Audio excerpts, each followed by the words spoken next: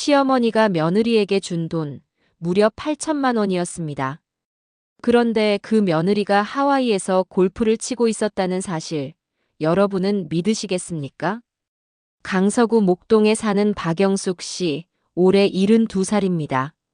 남편을 10년 전에 먼저 보내고 혼자 사셨죠. 자식은 아들 하나뿐이었습니다. 그 아들이 5년 전 결혼을 했는데 며느리가 바로 오늘 이야기의 주인공 민지였습니다. 처음 만났을 때만 해도 민지는 참 얌전하고 착해 보였습니다. 예의도 바르고 말씨도 곱고 영숙 씨는 정말 좋은 며느리를 얻었다고 생각했죠. 결혼 초반에는 별 문제가 없었습니다. 아들 부부는 자기들끼리 잘 살았고 명절에나 얼굴 보는 정도였으니까요. 그런데 결혼 2년 차부터 상황이 달라지기 시작했습니다. 민지가 시댁에 올 때마다 한숨을 쉬기 시작한 겁니다. 처음엔 대수롭지 않게 생각했습니다. 젊은 사람들, 직장 생활하면서 스트레스도 받고 그러려니 했죠. 그런데 어느 날부터 민지의 하소연이 본격적으로 시작됐습니다. 어머니, 저희 집 정말 힘들어요. 남편 월급으로는 생활비도 빠듯해요. 영숙 씨는 깜짝 놀랐습니다. 아들이 대기업에 다니는 걸 알고 있었거든요. 월급이 적지 않을 텐데 왜 그럴까 싶었죠. 애들은 왜 그래? 무슨 일 있어? 물어봐도 민지는 고개만 떨구고 있었습니다. 다음 방문 때는 더 심각했습니다. 민지가 눈가에 눈물까지 글썽이며 말했습니다. 어머니, 이번 달 카드값을 못 냈어요. 연체될까봐 걱정이에요. 남편한테는 말 못해요. 자존심 상해할까봐. 영숙 씨의 가슴이 철렁 내려앉았습니다. 며느리가 이렇게까지 힘들어하는데 시어머니로서 모른 척할 수가 없었죠. 얼마나 필요한데? 300만 원만 있으면 당장은 넘어갈 것 같아요. 영숙 씨는 그날 바로 은행에 가서 300만 원을 찾아 며느리에게 줬습니다. 아들한테는 비밀이야. 이건 우리끼리만 아는 거다. 그게 시작이었습니다. 한 달이 지나고 민지가 또 왔습니다. 어머니, 정말 죄송한데요. 병원비가 나왔어요. 제가 부인과 검사를 받았는데 이번에는 500만 원이었습니다. 영숙 씨는 며느리의 건강이 걱정돼서 또 돈을 줬습니다. 그 다음 달에는 차 수리비가 갑자기 나왔어요라며 200만 원, 그 다음엔 보험료를 못 냈어요라며 300만 원, 그렇게 계속됐습니다. 영숙 씨도 처음엔 의심을 했습니다. 이게 맞나? 너무 자주 돈 달라는 거 아닌가? 하지만 민지가 올 때마다 정말 힘들어 보였습니다. 수척해진 얼굴, 눈가에 다크서클, 떨리는 목소리. 그리고 무엇보다 어머니밖에 없어요. 친정 부모님은 돌아가셨고 의지할 사람이 어머니밖에 없어요라는 말에 영숙 씨의 마음은 약해질 수밖에 없었습니다. 우리 아들이 무능해서 마누라를 고생시키는구나. 내가 도와줘야지. 그렇게 생각했죠. 1년 동안 영숙 씨가 며느리에게 준 돈을 계산해 보니 무려 8천만 원이 넘었습니다. 남편이 남겨준 보험금, 평생 모은 적금, 예금을 다 깨서 준 돈이었습니다. 영숙 씨 자신은 노후 자금을 아껴 쓰면서도 며느리가 힘들다고 하니까 안 줄 수가 없었던 겁니다. 아들한테는 철저히 비밀이었습니다. 민지가 남편 자존심 상할까봐 절대 말씀하지 마세요라고 신신당부했거든요. 그런데 운명의 그날이 왔습니다. 4월 어느 화창한 봄날이었죠. 영숙 씨는 집에서 TV를 보고 있었습니다. 핸드폰에 카카오톡 알림이 울렸습니다. 동네 친구 박순자 씨였습니다. 순자 씨는 영숙 씨와 50년 지기 친구로 한 달 전에 자식들이 효도 관광으로 하와이에 보내줬다고 자랑하던 사람이었죠. 영숙아, 이거 너네 며느리 맞지? 내가 하와이 리조트에서 봤는데. 맞는 것 같아서. 사진이 첨부돼 있었습니다. 영숙 씨는 무심코 사진을 열었습니다. 그리고 얼어붙었습니다. 사진 속에는 민지가 있었습니다. 그런데 그 모습이란 영숙 씨가 아는 그 수척하고 힘들어하던 며느리가 아니었습니다. 사진 속 민지는 눈부시게 화사했습니다. 새하얀 명품 골프 웨어를 입고 선글라스를 쓰고 푸른 하와이 바다를 배경으로 환하게 웃고 있었습니다. 옆에는 아들이 골프채를 들고 서 있었고 뒤로는 고급 리조트 건물이 보였습니다. 순자 씨가 보낸 메시지가 또 왔습니다. 골프장에서 우연히 봤는데 너네 며느리 맞더라고. 나한테 인사도 하고 갔어. 골프 라운딩 한 번에 얼마나 하는지 알아? 여긴 1인당 50만 원은 하던데. 영숙 씨의 손이 떨렸습니다. 머릿속이 하얘졌습니다. 이게 뭐지? 카드값도 못 낸다던 사람이 하와이에서 골프를 쳐? 병원비 없다던 사람이 명품 옷을 입고 다른 사진들도 있었습니다. 고급 레스토랑에서 찍은 사진, 요트 투어하는 사진, 명품 숍 앞에서 쇼핑백을 들고 찍은 사진. 영숙 씨는 한참을 그 사진들을 들여다봤습니다. 손이 덜덜 떨렸고 가슴이 답답해서 숨을 쉬기가 힘들었습니다. 그날 밤 영숙 씨는 잠을 한숨도 못 잤습니다. 속은 거였습니다. 완전히 속은 거였죠. 자기가 평생 모은 돈 8천만 원을 그렇게 헌신짝처럼 뺏긴 겁니다. 며느리의 눈물, 떨리는 목소리, 수척한 얼굴, 그게 다 연기였던 거였습니다. 영숙 씨는 분노와 배신감에 온몸이 떨렸습니다. 하지만 동시에 자책감도 들었습니다. 내가 왜 그렇게 쉽게 속았을까? 왜 확인도 안 하고 돈을 줬을까? 다음 날 아침, 영숙 씨는 결심했습니다. 더 이상 당하고만 있을 수 없었습니다. 하지만 섣불리 움직여서는 안 됐습니다. 제대로 된 복수를 해야 했죠. 영숙 씨는 먼저 사실 확인부터 했습니다. 아들에게 전화를 걸었습니다. 준호야, 요즘 일 어때? 응, 엄마. 바쁘긴 한데 잘 다니고 있어.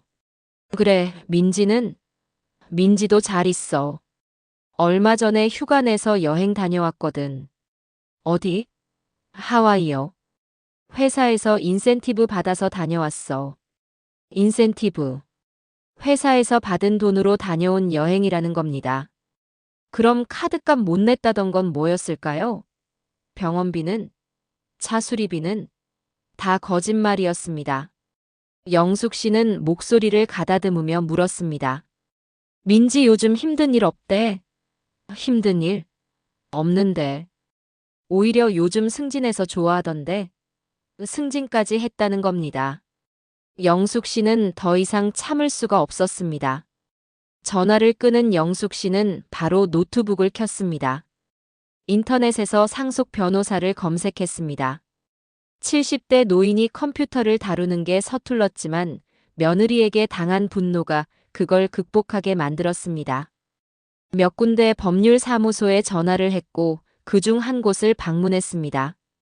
젊은 여자 변호사가 영숙 씨를 맞았습니다. 어머님, 상황을 정리해 보겠습니다. 며느리분이 거짓말로 8천만 원을 받아갔고 그 돈으로 호화 생활을 했다는 거죠? 네, 맞습니다. 증거는 있으신가요? 영숙 씨는 준비해간 서류를 꺼냈습니다. 통장 사본, 계좌 이체 내역, 그리고 하와이 사진들을 프린트한 것들이었습니다. 변호사는 서류들을 꼼꼼히 살펴봤습니다. 형사상으로는 사기죄로 고소할 수 있습니다. 하지만 가족관계를 고려하면 민사적으로 해결하는 게 나을 수도 있어요. 다만 어머님께서 원하시는 게 정확히 뭔가요? 돈을 돌려받고 싶으신 건가요? 아니면 돈은 이미 다 쓴 것 같아요. 제가 원하는 건 영숙 씨는 잠시 말을 멈췄습니다. 제대로 된 벌을 받게 하고 싶어요. 그리고 제 아들이 이 사실을 알아야 해요. 변호사는 고개를 끄덕였습니다. 알겠습니다. 그럼 이렇게 하시죠. 먼저 유언장을 새로 작성하시는 겁니다. 현재 어머님 재산이 얼마나 되시나요? 영숙 씨에게는 목동에 아파트 한 채가 있었습니다. 시세로 약 15억 원 정도 되는 집이었죠. 원래는 당연히 아들에게 상속할 생각이었습니다. 하지만 이제 생각이 바뀌었습니다. 유언장을 변경해서 며느리에게는 단 한 푼도 상속되지 않도록 명시하는 겁니다. 그리고 아드님에게만 상속이 되되 이혼하지 않는 한 배우자에게는 권리가 없다고 못 박는 거죠. 물론 법적으로 유류분 문제가 있긴 하지만 며느리가 사기를 쳤다는 증거가 있으니 유류분 청구도 어려울 겁니다. 변호사의 설명을 들으며 영숙 씨는 고개를 끄덕였습니다. 그리고 한 가지 더 하시죠. 이 사실을 아드님께 알리는 내용 증명을 보내는 겁니다. 며느리분이 얼마나 받았는지, 어떤 거짓말을 했는지 다 적어서요. 일주일 뒤 모든 준비가 끝났습니다. 영숙 씨는 공증된 유언장을 작성했습니다. 그리고 그날 오후 부동산 중개업소에 전화를 걸었습니다. 여보세요, 아파트 내놓으려고 하는데요. 네, 어머니. 전화를 받은 건 아들이었습니다. 영숙 씨가 부동산에 전화한 걸 알게 된 아들이 급히 집으로 달려온 겁니다. 어머니, 왜 집을 팔려고 하세요? 영숙 씨는 차분하게 말했습니다. 난 요양원 갈 거다. 요양원이요? 왜 갑자기? 준호야, 엄마가 더 이상 너희 집 걱정하면서 살고 싶지 않구나. 무슨 말씀이세요? 아들은 어리둥절했습니다. 영숙 씨는 가방에서 서류 봉투를 꺼냈습니다. 이거 너희 집으로 보낼 거다. 민지한테도 보낼 거고. 이게 뭔데요? 내 마누라가 나한테 얼마를 받아갔는지 아니? 아들의 얼굴이 굳었습니다. 8천만 원이다. 카드값 못 냈다. 병원비 없다. 차 수리해야 한다. 온갖 거짓말로 나한테 돈을 뜯어낸 거야. 그리고 그 돈으로 하와이 가서 골프 치고 명품 쇼핑하고 다녔더라. 영숙 씨는 하와이 사진들을 아들 앞에 펼쳐놨습니다. 아들의 얼굴이 창백해졌습니다. 어머니, 저는 몰랐어요. 진짜 몰랐다니까요. 내가 모를 수도 있지. 하지만 내 마누라는 알았어. 아니, 계획적으로 한 거야.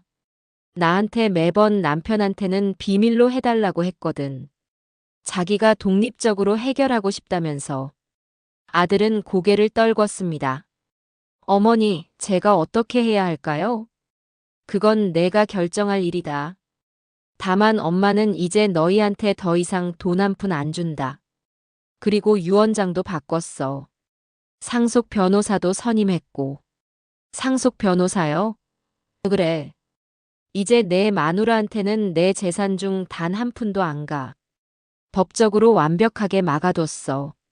내가 이혼하지 않는 한 민지는 이 집 근처에도 못 온다.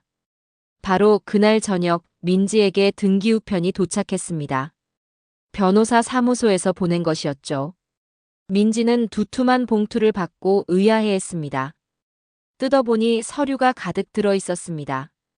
첫 장은 내용 증명이었습니다. 귀하가 박영숙 씨로부터 허위 사실을 고지하여 수령한 금액 총 8천만 원에 대하여. 민지의 손이 떨리기 시작했습니다. 다음 장부터는 증거 자료였습니다. 계좌 이체 내역이 날짜별로 정리돼 있었고 민지가 했던 말들이 하나하나 적혀 있었습니다. 2024년 3월 15일 카드값 300만 원 연체 위기라며 요청. 2024년 4월 22일 부인과 검사병원비 500만 원 요청. 2024년 6월 3일 차량 수리비 200만 원 요청. 그리고 그 옆에는 하와이 사진들이 첨부돼 있었습니다. 골프 치는 사진, 명품 쇼핑하는 사진, 고급 레스토랑에서 식사하는 사진. 마지막 장은 변경된 유언장 사본이었습니다.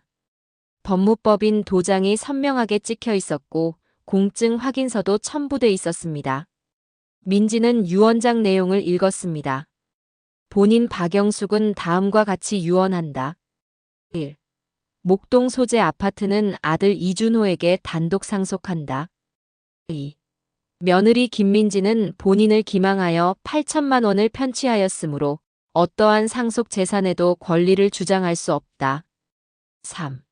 아들이 김민지와 이혼하지 않을 경우 상속받은 재산은 이준호 단독 소유이며 부부 공동 재산으로 인정되지 않는다. 그리고 마지막 장 하단에 시어머니의 손글씨가 적혀 있었습니다. 민지는 그 글씨를 보는 순간 온몸에 소름이 돋았습니다. 민지야, 너무 힘들다며. 하와이 골프는 칠만 했니? 그 명품 옷은 예뻤니? 내 80평생 모은 돈으로 호화 여행 다니는 기분이 어떻더냐?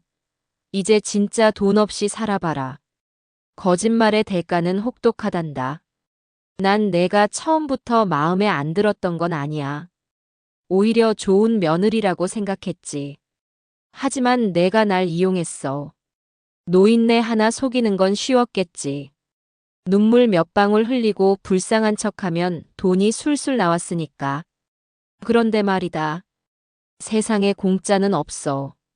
내가 쉽게 가져간 그 돈, 이제 내 인생에서 그보다 더 큰 걸 잃게 될 거야. 이게 인과응보란다. 민지의 손에서 서류가 떨어졌습니다. 바닥에 흩어진 서류들을 보며 민지는 그제야 깨달았습니다. 자신이 얼마나 큰 실수를 했는지. 그날 밤 민지는 남편에게 모든 걸 고백해야 했습니다. 준호는 충격에 빠졌습니다. 당신이 우리 엄마한테 그런 짓을 했다고? 미안해. 나도 모르게 그렇게 됐어. 처음에는 정말 카드값이 급했고. 정말 카드값이 급했어? 아니면 명품 가방 사려고 거짓말한 거지? 진실이 드러나기 시작했습니다. 민지가 시어머니한테 받은 돈의 대부분은 명품 구매와 해외여행에 쓰였습니다. 카드값이 밀린 것도, 병원비가 필요한 것도, 차를 수리해야 하는 것도 모두 거짓말이었습니다. 민지는 SNS에 올릴 사진을 위해, 친구들에게 자랑하기 위해, 겉으로 보이는 화려한 삶을 위해 시어머니를 속인 겁니다. 준호는 믿을 수가 없었습니다. 당신이 그렇게까지 허영심이 강한 사람인 줄 몰랐어. 그 후로 집안은 완전히 무너졌습니다. 준호는 이혼을 심각하게 고려했습니다. 민지는 울며 용서를 빌었지만 시어머니는 단호했습니다. 용서 같은 건 없다. 내가 한 짓은 단순한 실수가 아니야. 계획적인 사기였어. 나한테 매번 눈물 흘리고 연기하면서 돈을 뜯어낸 거잖아. 영숙 씨는 정말로 작은 원룸을 얻어 따로 살기 시작했습니다. 15억짜리 아파트를 두고 월세 50만 원짜리 원룸에서 사는 걸 선택한 겁니다. 내 집에 그런 며느리가 들락날락하는 거 보고 싶지 않아서라는 게 이유였습니다. 민지는 직장 동료들에게도 소문이 퍼졌습니다. 누군가가 이 이야기를 흘렸고 회사 사람들은 민지를 보는 눈이 달라졌습니다. 시어머니 돈으로 하와이 다녀왔대 명품으로 치장하고 다니더니 그 돈이 다 시어머니 노후 자금이었대. 민지는 회사를 다니기 힘들어졌습니다. 결국 사표를 냈습니다. 자존심이 완전히 무너진 거죠. 그로부터 6개월 후 준호는 결국 이혼 소송을 제기했습니다. 신뢰가 완전히 깨졌습니다. 제 어머니를 그렇게 속인 사람과는 더 이상 살 수 없어요. 재판에서 민지는 마음이 약해서 그랬다고 변명했지만 판사는 차갑게 말했습니다. 이건 마음이 약한 게 아니라 계획적인 사기입니다. 피해자는 고령의 노인이고 피고인은 그 노인의 가족이라는 신뢰를 악용했습니다. 이는 매우 악질적인 범죄 행위입니다. 민지는 8천만 원을 변제하라는 판결을 받았습니다. 하지만 이미 다 써버린 돈이었고 직장도 그만둔 상태였습니다. 민지는 빚더미에 앉았습니다. 친정도 없고 의지할 곳도 없었습니다. 정말로 진짜 힘든 삶이 시작된 겁니다. 아이러니하게도 민지가 거짓으로 호소했던 그 말이 현실이 돼버렸죠.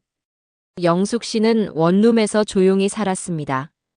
가끔 아들이 찾아왔습니다. 엄마, 다시 집으로 오세요. 하지만 영숙 씨는 고개를 저었습니다. 아니다. 난 여기가 편해. 그리고 준호야, 내가 교훈을 얻어야 해. 사람을 잘 봐야 한다는 것, 그리고 돈의 소중함을 알아야 한다는 것.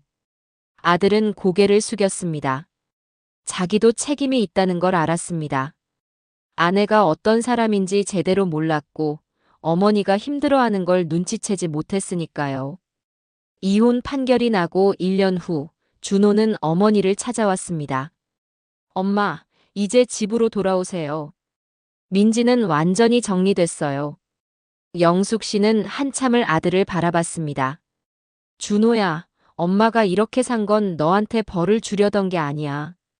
내가 정신을 차리길 바랐던 거야. 사람을 겉모습만 보고 판단하면 안 된다는 것, 그리고 가족의 소중함을 깨닫길 바랐어. 아들의 눈가에 눈물이 맺혔습니다. 엄마, 미안해요. 제가 정말 철이 없었어요. 민지가 엄마한테 그런 짓을 하는 동안 전혀 몰랐던 제가 한심해요. 영숙 씨는 아들의 손을 잡았습니다. 이제 알았으면 됐다. 사람은 실수하면서 배우는 거니까. 하지만 다시는 이런 일이 없어야 해. 내가 앞으로 만날 사람이 있다면 그 사람의 진짜 마음을 봐야 해. 돈이 아니라 진심을 봐야 한다는 거야. 그날 이후 영숙 씨는 다시 목동 아파트로 돌아갔습니다. 하지만 예전과는 달랐습니다. 이제 영숙 씨는 자신의 돈을 지키는 법을 확실히 알았습니다. 아무리 가까운 사이라도 맹목적으로 믿어서는 안 된다는 것, 증거와 확인이 필요하다는 것을 뼈저리게 느꼈죠.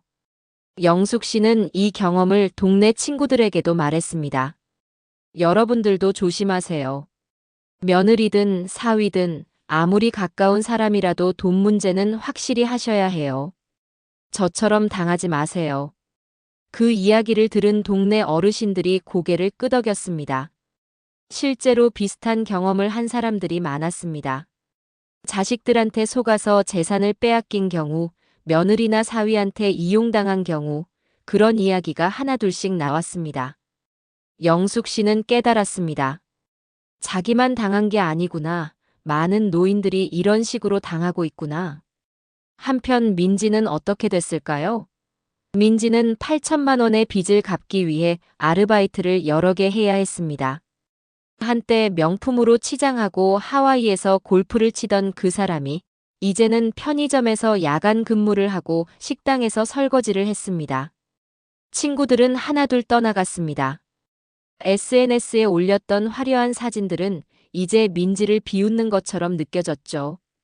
민지는 매일 밤 후회했습니다. 왜 그랬을까? 왜 그렇게 허영심에 눈이 멀었을까? 어느 날 민지는 우연히 길에서 시어머니를 마주쳤습니다. 영숙 씨는 동네 마트에서 장을 보고 나오는 길이었고, 민지는 편의점 아르바이트를 마치고 집에 가는 길이었습니다. 두 사람의 눈이 마주쳤습니다. 민지는 고개를 숙였습니다. 어머니. 영숙 씨는 잠시 민지를 바라봤습니다. 민지의 모습은 완전히 달라져 있었습니다. 핏기 없는 얼굴, 초췌한 모습, 남루한 옷차림. 이제 정말로 힘든 삶을 사는 모습이었죠. 영숙 씨는 차갑게 말했습니다. 민지야, 이제 진짜 힘든 게 뭔지 알겠니? 민지는 눈물을 흘렸습니다. 어머니, 정말 죄송해요. 매일 후회하고 있어요. 제가 정말 잘못했어요. 후회는 이미 늦었어. 내가 나한테 한 짓은 단순히 돈을 빼앗은 게 아니야. 내가 빼앗은 건 내 신뢰, 내 마음, 그리고 우리 가족의 평화였어. 그걸 돈으로 환산할 수 있겠니? 민지는 아무 말도 못했습니다. 영숙 씨는 계속 말했습니다. 난 내가 밑바닥까지 떨어지길 바라진 않았어. 하지만 내가 제대로 된 벌을 받아야 한다고 생각했지. 그래야 정신을 차릴 테니까. 이제 알겠니? 거짓말로 얻은 건 결국 다 잃게 된다는 걸. 민지는 고개를 끄덕였습니다. 네, 어머니. 이제 알겠어요. 너무 늦게 깨달았지만. 영숙 씨는 한숨을 쉬었습니다. 민지야, 내가 내게 마지막으로 해줄 말이 있어. 인생은 한 번뿐이야. 그걸 거짓말과 허영으로 채우면 결국 남는 건 공허함 뿐이야. 이제라도 정직하게 살아. 내 힘으로, 내 능력으로 벌어서 살아. 그게 진짜 행복이란 걸 언젠가 알게 될 거야. 그렇게 말하고 영숙 씨는 돌아섰습니다. 뒤돌아보지 않았습니다. 민지는 그 자리에 서서 한참을 시어머니의 뒷모습을 바라봤습니다. 그로부터 2년이 흘렀습니다. 민지는 꾸준히 빚을 갚아 나갔습니다. 쉽지 않았지만 포기하지 않았습니다. 조금씩이지만 변화가 있었습니다. 작은 회사에 취직했고 검소하게 살기 시작했습니다. 명품은 쳐다보지도 않았습니다. SNS도 정리했습니다. 진짜 자기 자신을 돌아보는 시간이었죠. 어느 날 민지는 편지 한 통을 썼습니다. 시어머니께 보내는 편지였습니다. 어머니, 그동안 정말 죄송했습니다. 변명의 여지가 없습니다. 제가 너무 어리석었고 탐욕스러웠습니다. 어머니께서 평생 모으신 돈을 그렇게 쉽게 빼앗다니 저는 정말 나쁜 사람이었습니다. 지난 2년 동안 많은 걸 배웠습니다. 돈의 무게, 신뢰의 소중함, 그리고 정직하게 사는 것의 가치를요. 어머니의 용서를 바라는 건 아닙니다. 제가 한 짓은 용서받을 수 없다는 걸 압니다. 다만 제가 조금씩 변하고 있다는 걸, 그리고 어머니의 가르침을 가슴에 새기며 살고 있다는 걸 알려드리고 싶었습니다. 빚은 아직 반도 갚지 못했지만 끝까지 책임지겠습니다. 다시 한번 진심으로 사죄드립니다. 영숙 씨는 그 편지를 읽으며 복잡한 감정을 느꼈습니다. 여전히 화가 나고 배신감이 들었지만 동시에 민지가 변하고 있다는 게 조금은 다행이라는 생각도 들었습니다. 영숙 씨는 답장을 쓰지 않았습니다. 하지만 그 편지는 버리지 않고 서랍에 고이 넣어뒀습니다. 준호는 그 후로 재혼하지 않았습니다. 한동안은 사람이 믿어지지 않아요, 엄마. 민지한테 완전히 속았다는 게 트라우마처럼 남았어요. 영숙 씨는 아들을 위로했습니다. 시간이 약이다. 천천히 마음을 추스르렴. 그리고 언젠가 정말 좋은 사람을 만나게 될 거야. 그때는 제대로 봐야 한다. 겉모습이 아니라 내면을 봐야 해. 이 이야기가 동네에 퍼지면서 많은 어르신들이 경각심을 갖게 됐습니다. 자식들이나 며느리, 사위에게 무조건적으로 돈을 주는 게 아니라 정확한 용도를 확인하고 필요하면 영수증을 요구하기도 했습니다. 어떤 분은 우리도 우리 노후를 지켜야 한다며 통장 비밀번호도 바꿨습니다. 영숙 씨의 경험이 다른 노인들을 깨우친 셈이었죠. 영숙 씨는 이제 80을 바라보는 나이가 됐습니다. 건강은 예전 같지 않지만 마음은 더 단단해졌습니다. 아들은 효자가 됐습니다. 매주 찾아와서 어머니와 시간을 보냈고 어머니가 필요한 게 있는지 물어봤습니다. 영숙 씨는 이제 행복했습니다. 비록 8천만 원을 잃었지만 그 대가로 얻은 게 있었습니다. 아들의 정신을 차리게 만들었고 가족의 진짜 의미를 깨닫게 했으며 자신도 더 현명해졌습니다. 어느 날 영숙 씨는 창문 밖을 바라보며 생각했습니다. 인생이란 참 아이러니하구나. 고통을 통해 배우고 상처를 통해 성장하고 배신을 통해 진짜 사랑을 알게 되는구나. 그리고 동시에 민지를 떠올렸습니다. 그 아이도 이제 조금은 깨달았을까? 진짜 행복이 뭔지, 진짜 힘든 게 뭔지 말이야. 민지는 지금도 빚을 갚으며 살고 있습니다. 여전히 쉽지 않은 삶이지만 예전처럼 거짓말을 하지는 않습니다. 정직하게, 성실하게 살려고 노력합니다. 가끔 길을 걷다가 명품 매장을 지나칠 때면 예전의 자신이 떠오릅니다. 그리고 고개를 저으며 지나갑니다. 그게 다 허상이었어. 진짜 가치는 다른 데 있는 건데. 이 이야기의 교훈은 명확합니다. 첫째, 거짓말은 언젠가 들통나게 돼 있습니다. 민지는 완벽하게 연기했다고 생각했지만 결국 하와이 사진 한 장이 모든 걸 무너뜨렸습니다. 둘째, 가족이라는 이름으로 상대방을 이용하는 건 가장 비열한 배신입니다. 민지는 시어머니의 신뢰를 악용했고 그 대가를 혹독하게 치렀습니다. 셋째, 노인을 속이는 건 더 큰 죄입니다. 그들의 돈은 평생의 땀과 눈물이 담긴 것이니까요. 하지만 이 이야기에는 희망도 있습니다. 민지가 비록 늦게나마 깨달았다는 것, 영숙 씨가 현명하게 대처했다는 것, 그리고 준호가 교훈을 얻었다는 것. 인생은 실수의 연속이지만 그 실수에서 배우느냐 마느냐가 중요합니다. 민지는 배웠고, 영숙 씨는 가르쳤고, 준호는 성장했습니다. 여러분, 이 이야기가 마음에 와닿으셨나요?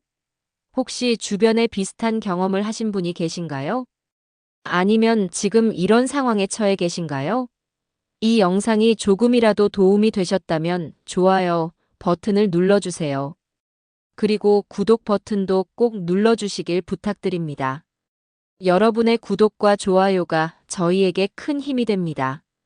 다음에도 더 좋은 이야기로 찾아뵙겠습니다. 시청해주셔서 감사합니다.